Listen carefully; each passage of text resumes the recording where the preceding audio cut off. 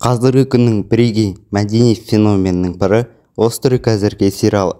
Бұл көпке танымал сериал Британияның Бирмингем қаласындағы қылмыстық топтың тарихын баяндайды. Бірақ бұл аңыздар мен тарихи оқиғалардың арасындағы байланыс қаншалықты тығыз?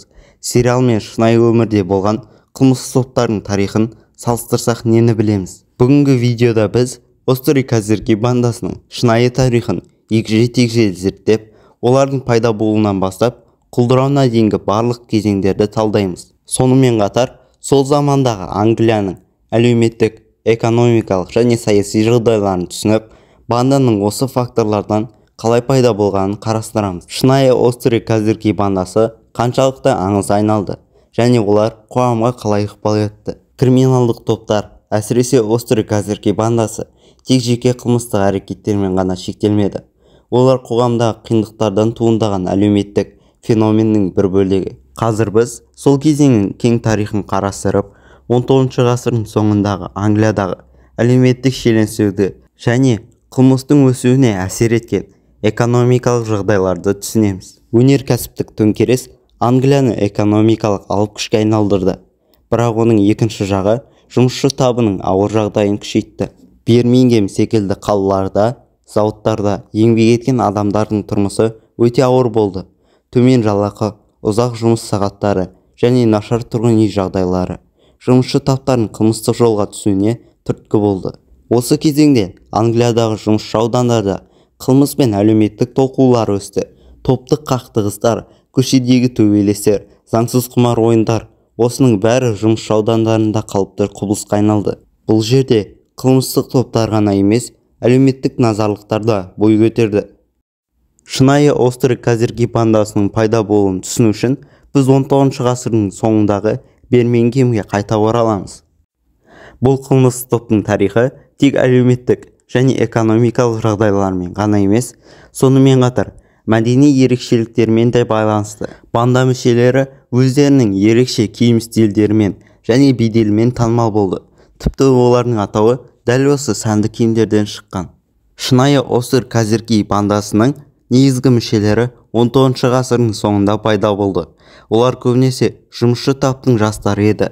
Банда мүшелері негізінен көшедегі төбелестер, ұсақ ұрлықтар және заңсыз құмар ойындар ұйымдастырумен айналысқан. Бірақ олар тек қылмыскерлер ғана емес, өз аймақтарында ықпалды тұлғаларға айналды. Банда мүшелері өздерінің ерекше киімдерімен және мінез-құлықтарымен ерекшеленді. Олар сәнді қалпақтар, ұзын пальтолар және қатты аяқ киім киіп, қылмыстық әлемде ерекше орынға ие болды. Острый козырьки атауда осы киім стилінен шыққан болуы мүмкін деген аңыз бар. Бирмингем Англияның ірі өнеркәсіптік қалаларының бірі болды. Бұл жерде тек Острый козырьки ғана емес, басқа да көптеген қылмыстық топтар әрекет етті. Олардың кейбіреулері бір-бірімен тығыз байланыста болған, ал кейбіреулері қарсыластар ретінде әрекет еткен. Бір кездері Острый козырьки бандасы өз аймағында үлкен ықпалға ие болды. Бірақ олар жалғыз топ болған жоқ. Бирмингемде басқа да қылмыстық топтар болды және олар арасында қақтығыстар жиі орын алды. Бұл топтар арасындағы күрес қаладағы қылмыстық әрекеттердің одан әрі өршуіне әкелді. Полицияның да қылмыстық топтарға қарсы күресі де қиынға соқты. Полицияның ресурстары шектеулі болды. Ал қылмыстық топтар қоғамның кейбір бөліктерінде қолдауға ие болды.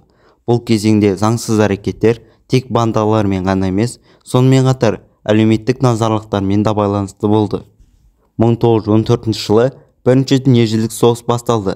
Бұл үлкен қақтығыс тек халықаралық саясатқа ғана емес, жергілікті қылмыстық топтарға да әсер етті. Соғысқа қатысқан көптеген жастар өздерінің болашақтарын соғыстан кейін өзгертуге үміттенген еді.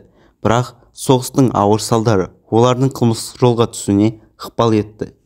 Бірінші дүниежүзілік соғыстан кейін көптеген ардагерлер өздеріне жұмыс табу қиынға соқты. Көптеген жастар соғыстан оралғаннан кейін бұрынғы өміріне орала алмады.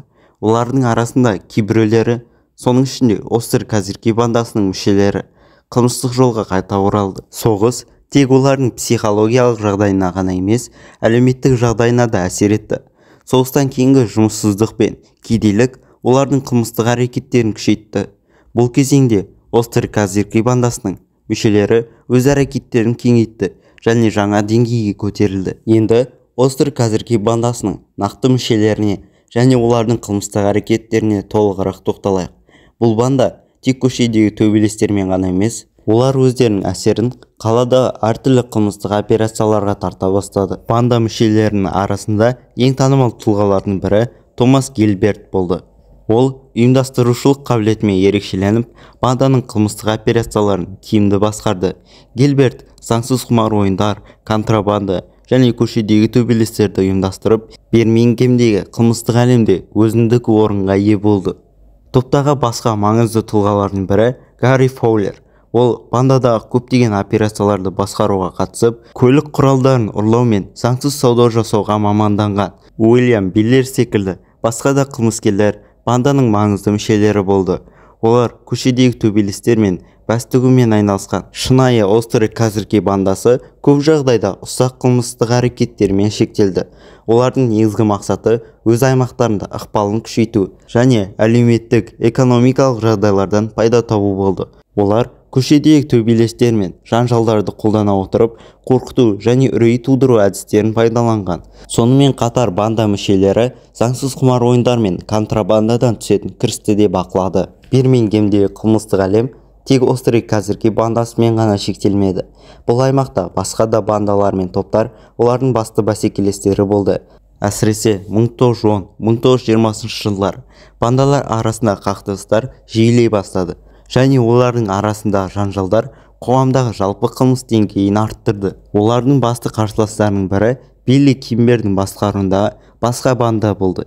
Кимбердің тобы үлкен ұйымдастырылған құрылымға ие және Бирмингемдегі бас тігу ісін басқарды.